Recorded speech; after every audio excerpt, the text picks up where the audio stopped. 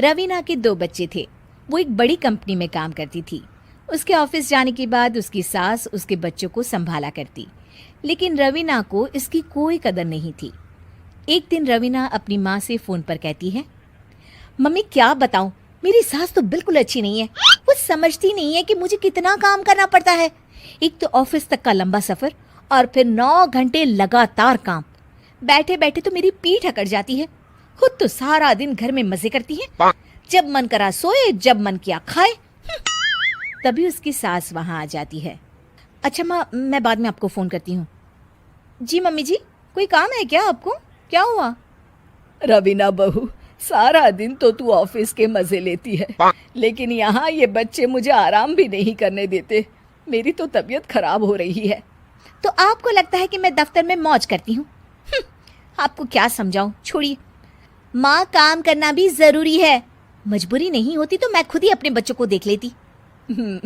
अब आज तो छुट्टी है ना, आज तो कम से कम घर का काम कर ले। बहू काम शुरू करती है। बच्चे के साथ काम करना उसके लिए असंभव हो जाता है। वो जाकर बच्चा सास को देती है और कहती है, मम्मी जी जरा बच्चा तो पकड़ लीजिए, मैं घर का काम कैसे करूं? जैसे मैं करती हूँ रोज बच्चे के साथ। तुझे बताऊं तो तू सोचती है कि कोई बड़ा काम तो है नहीं, बच्चा तो सोता रहता है। अब देख लिया। खैर, बस मैं यही तुझे समझाना चाहती थी। ला, बच्चा मुझे दे और काम कर।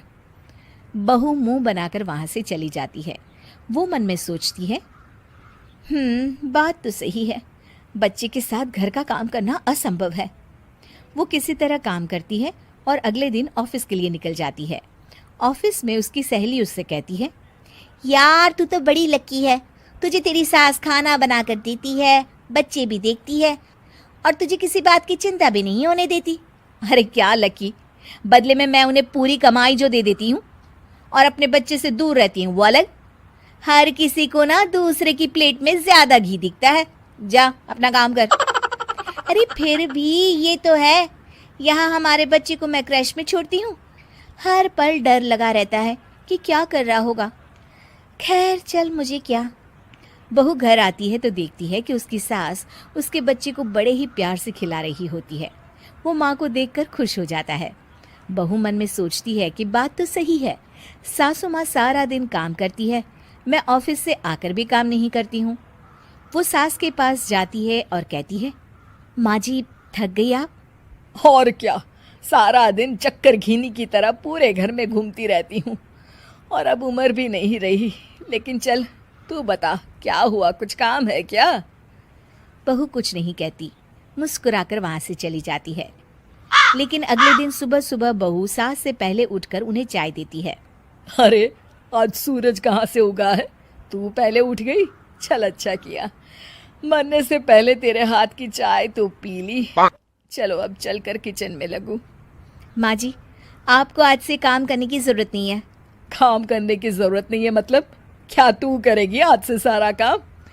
इतने अच्छे तो हमारे नसीब नहीं है भाई। नहीं माँ जी, मैं नहीं करूँगी, ना ही आप करेंगी, बल्कि ये करेगी। तभी वहाँ एक काम वाली बाई आ जाती है। ये कौन है बहू? माँ जी, ये नौकरानी है और आज से सारा काम यही करेगी। मुझे माफ़ कर दीजिए माँ जी, मैं नहीं समझ पाई कि आप थक जाती हैं। आज से आप सिर्फ आराम करिए और मुन्ने के साथ खेलिए। और सास बहू बच्चे के साथ खेलने लग जाते हैं।